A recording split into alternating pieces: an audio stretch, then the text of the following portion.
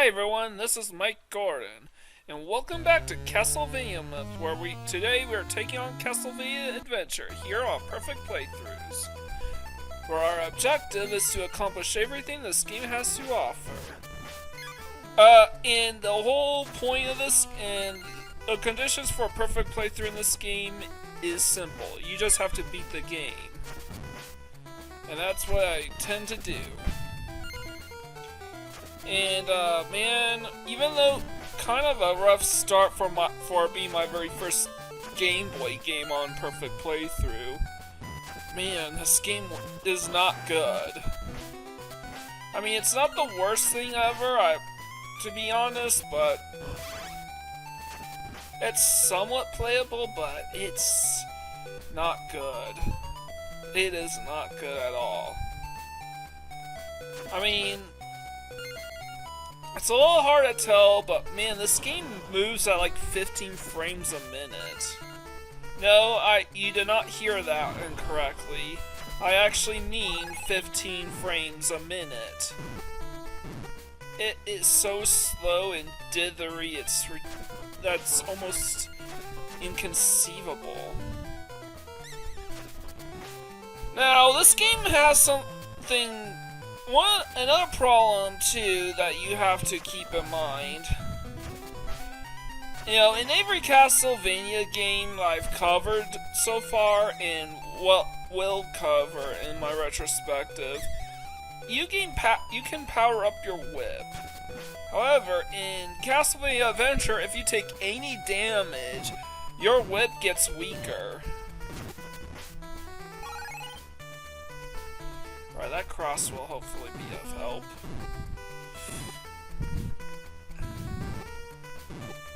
And the end result...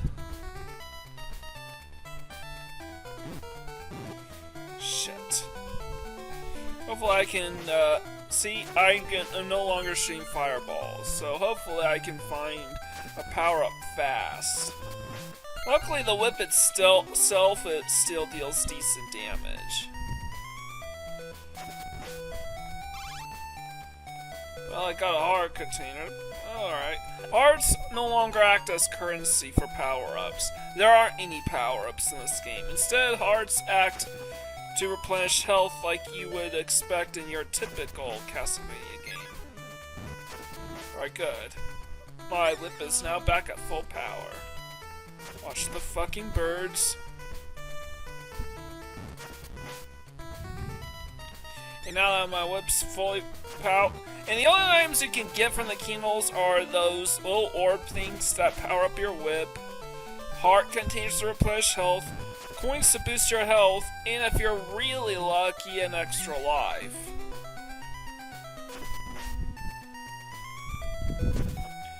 And here's the worst part of platforming in this game. In order to make any sort of jump from a distance, you have to be at the very edge of the platform, like these here.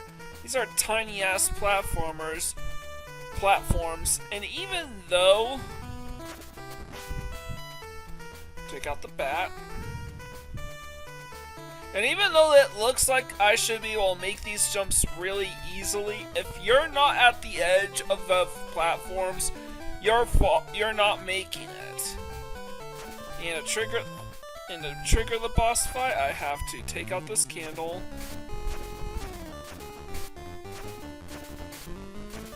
And this is the first boss.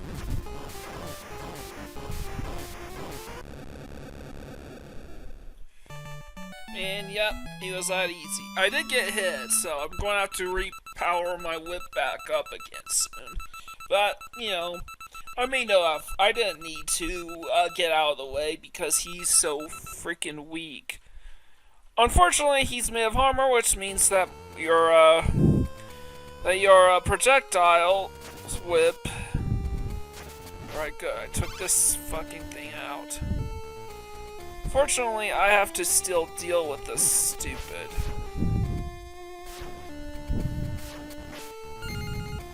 And now my whip is fully nerfed again.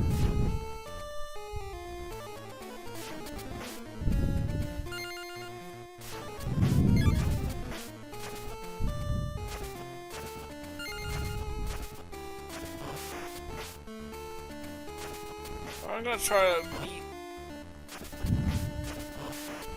Alright, that worked out in my favor just fine, good. And man, there's so much slowdown. Everything causes slowdown in this game, and I mean everything. Alright, I'm waiting. There's nothing up there.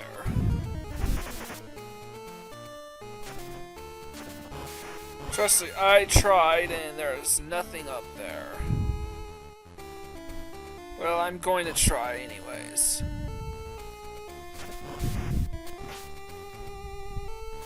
I just decided, you know what, if I want to make it up there, I better get out of the way a bit and despawn those projectiles. And I'm ignoring you because I don't need to deal with you guys, this shit anymore. And to be fair, level 2, my whip's still doing max damage. I just don't have the projectile. Good. Now I'm at max power. At last. Unfortunately, the projectile's about as strong as your whip at base power.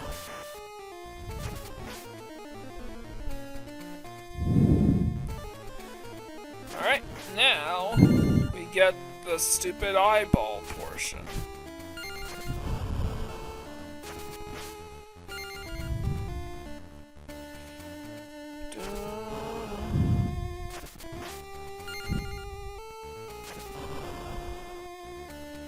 I have to do some tricky platforming because this game does not know how to, because you have absolutely no forward momentum when you jump.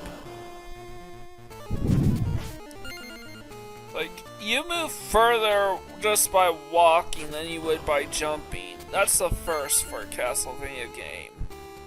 Where at worst, you are moving at the same pace as you would if you were just walking. But at best, you could actually move farther simply by jumping over and over again.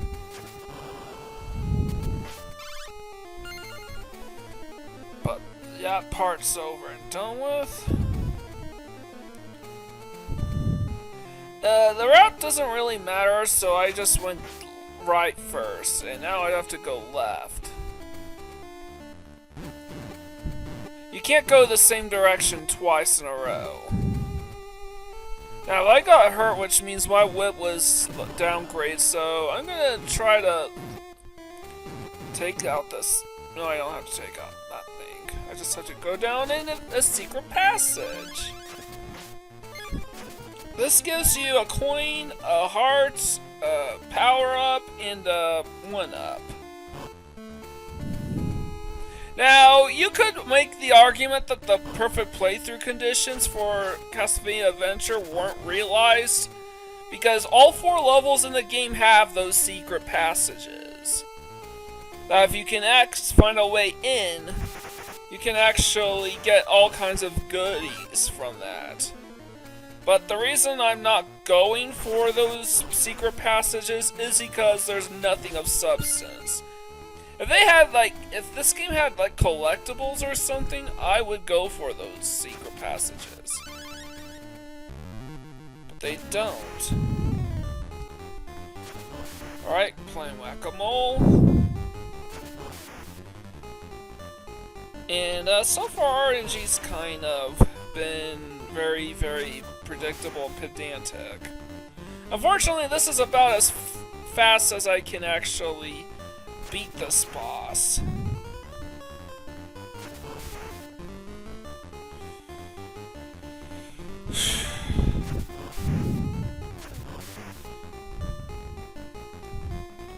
So, yep, I just have to... Come on. Good. I just have to keep playing Whack-A-Mole until he runs out of health. Good.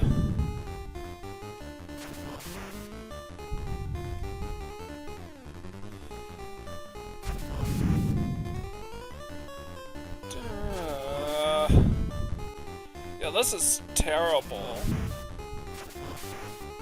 Good. Finally beat this guy. But if you think that's bad, take a look at the next level. Stage 3. God, stage 3. I forgot to mention, yeah, the music in Castlevania Adventure is good and is not bad per se. It definitely can be quite catchy, but alright, so this is the gimmick. You got the ceilings and the walls and the floors that are trying to crush you. Your objective is to just make it through to the very end safe and sound. That's this stage's gimmick. I believe it's called the Deadly Tower. Alright. And interestingly enough, this is the easiest section in this game. Come on, we can do it. Come on. Yes. Alright.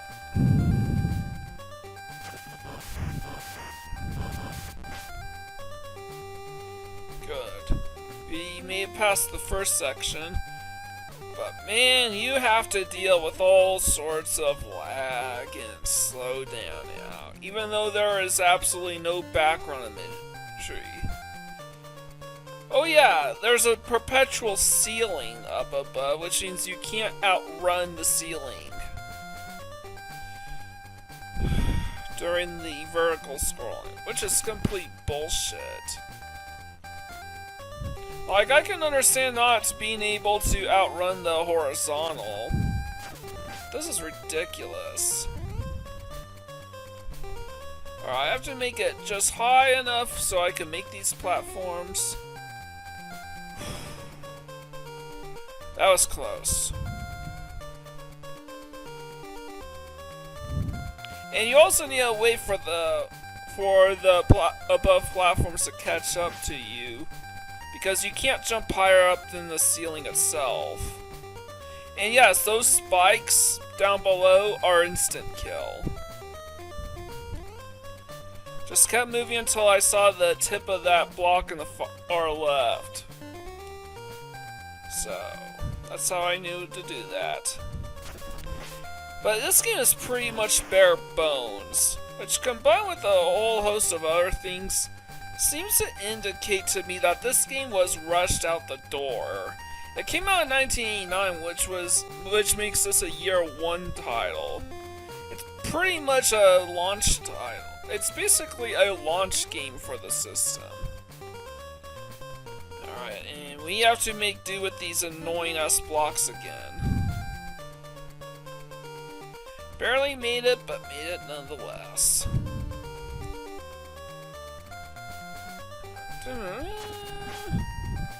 Yeah, it's not a bad track, but you will trust me.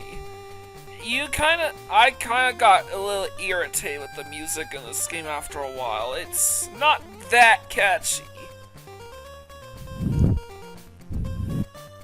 And when you're playing a game that's really annoying, this kind of music just gets under your skin. Even if even if they did their best to make it really, really catchy. Graphics aren't bad, all things considered. Still looks like a Castlevania game. And now we got a wall that's trying to kill us. I don't think we'll be seeing it this time around, but but we have to outrun it. Still don't see it, so that's good. If you start seeing the wall right already, you're basically dead. Your objective is to keep ahead of the wall. Oh, you saw it. Yep, that was the wall. You just saw the spiked wall trying to kill us.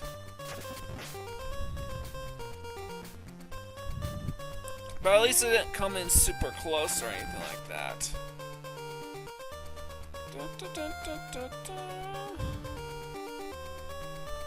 I mean, I have to. The people at Konami must have worked really hard to make this functional, but it's barely functional. It's definitely the worst one in this retrospective. And I've played all of them, and I can testify that this is my least favorite, the Castlevania games. And I'm being charitable here. No, it's not worst game ever material, but it's not good. It needed another year to cook.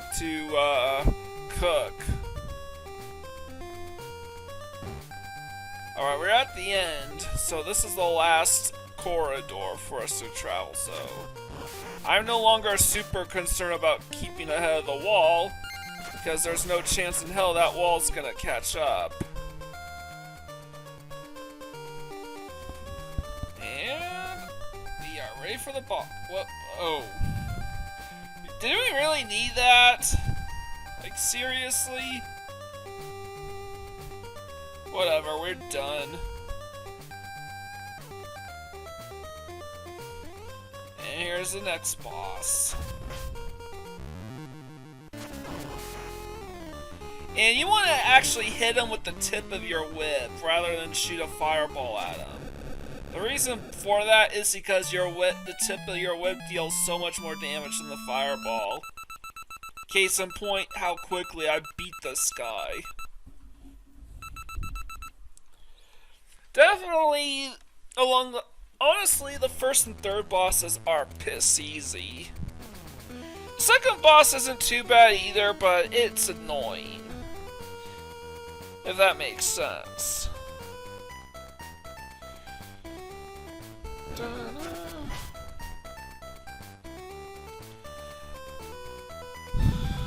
And as I said before, it's not that the music in this game is bad, you just kind of get tired of it. When these levels just continue on for almost an eternity, you kind of lose a bit of patience with the music. Especially since they just make a lot of these corridors way too long. Like, why do we need these levels to be this long? Huh, I did not know that you could shoot it diagonally upward. Okay. But really, I think what Castlevania Adventure could really benefit from was some sub-weapons. There aren't any. All you have is the whip. And there aren't any cool gimmicks to take advantage of. Oh yeah, I forgot to... Oh yeah. When I said that there are only 4 weapons, I lied. 4 items you can pick up from the candles, I lied. There's 5. You do get the cross, but it's the invincibility cross from the first Castlevania game. Not the boomerang cross. But those projectiles really come in handy. Okay, I can ignore these 2 guys. Okay, can definitely ignore this guy too. And that's a very difficult jump, and there's really no easy way to do it. Ooh, that was bold. The upside is, with the lack of distance, it's a little easier to make some of these jumps without hitting the spikes. But you have to be careful, all the same.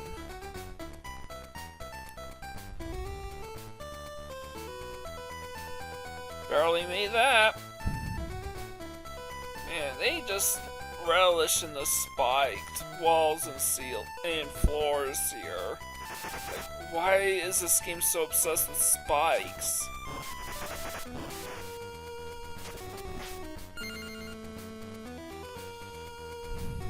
And we're like, I mean, this is already a pretty short game. In fact, only Castlevania. And yet, in spite of having fewer levels, this game is way even the original Castlevania game is shorter. And that's in spite of having more levels and more things to do. And the reason why is because Everything in this game moves like half the speed of the original NES game.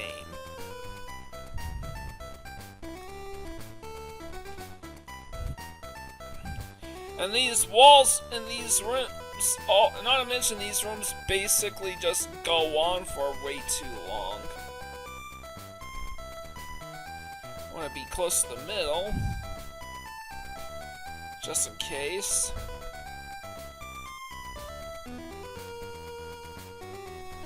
I'm going to make it to the end.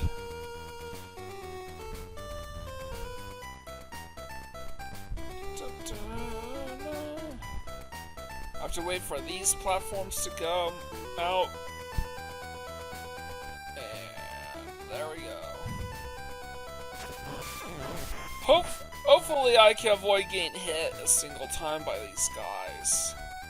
But I make no promises.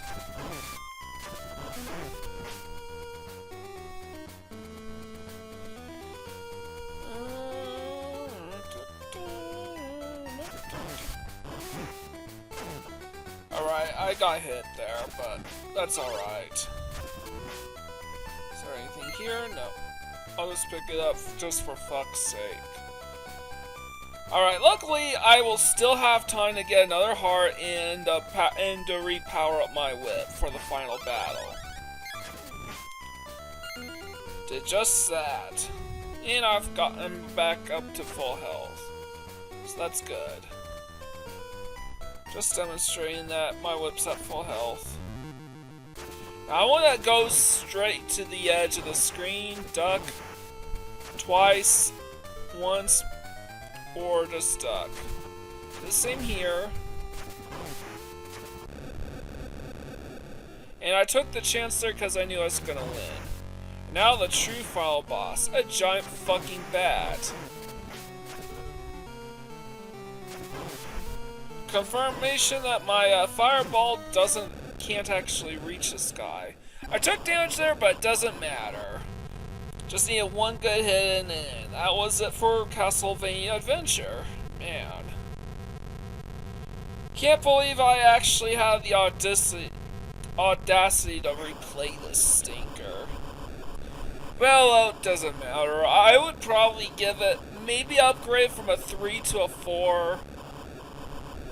But really, it's only because it's not too long.